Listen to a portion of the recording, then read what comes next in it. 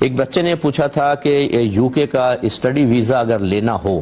تو بعض اوقات جس کے پاس پیسے ویسے نہیں ہوتے، ڈیمانڈ کیونکہ یہ ہوتی ہے کہ 70 لاکھ روپے 2 مہینے کے لیے اکاؤنٹ کے اندر رکھوانے ہوتے ہیں، تو پھر کسی ٹریول ایجنٹ سے ہم رجوع کرتے ہیں کہ تم کسی پارٹی سے پیسہ رکھوا دو، تو ٹریول ایجنٹ پھر پر منتھ 4% اس کے اوپر اپنا نفع لیتا ہے یا اپنا کمیشن لیتا ہے۔ تو یہ کمیشن لینا دینا اور اس طرح سارا پروسیس کرنا کیسا ہے؟ دیکھیں، اگر تو کوئی بھی گورنمنٹ آپ کو یہ دیکھنا چاہتی ہے کہ آپ کے پاس اتنا پیسہ ہے کہ وہاں جا کر آپ کسی سے پیسے نہیں مانگیں گے، کرائم نہیں کریں گے، آپ انلیگل کوئی جاب نہیں کریں گے، اس لیے پہلے پیسہ اپنا شو کریں کہ آپ کے پاس ہے تو ہم آپ کو ویزا جاری کرتے ہیں تاکہ آپ وہاں پر ہماری حکومت پر یا معاشرے پر بوجھ نہ بنے اور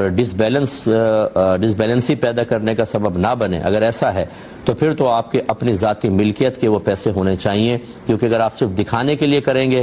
تو وہ تو چاہ رہے تھے کہ آپ یہ ظاہر کریں کہ آپ کے پاس مال ہے کہ نہیں، اور مال ہے تو ہم آپ کو ویزا جاری کرتے ہیں، اور آپ نے دھوکہ دے دیا تو پھر یہ دھوکہ اور فراڈ ہوگا، اور دھوکہ اور فراڈ کافر کے ساتھ بھی شرعاً جائز نہیں ہوتا۔ اور اگر صرف ایسی ریکوائرمنٹ ہے کہ بھئی آپ کچھ پیسہ بس اپنا شو کر دیں پھر ہم آپ کو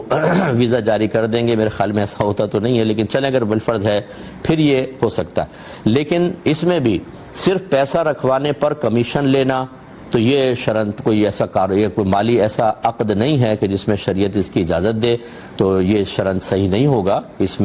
سے اجتناب بھی کرنا ہوگا۔ لیکن بہرحال اب یہ کر رہے ہیں، اس کی اور کوئی جائز صورت بنانے کی کوشش کریں کہ آپ کسی سے ادھار لے لیں یا کسی سے وقتی طور پر اگر لیتا ہے تو یہ کمیشن کا چکر نہ کریں، بلکہ آپ کوئی اس سے سیل پرچیز کر لیں۔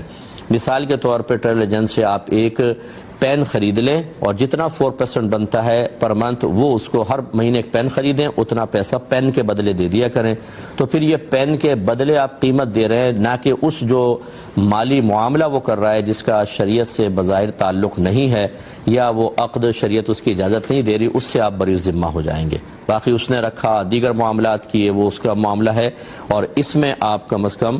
بری ذمہ ہو سکتے ہیں۔ اس طرح کی کوئی ہیلہ شرعی کر لیں تو بہتر ہوگا، ڈائریکٹ ایسا نہ کریں۔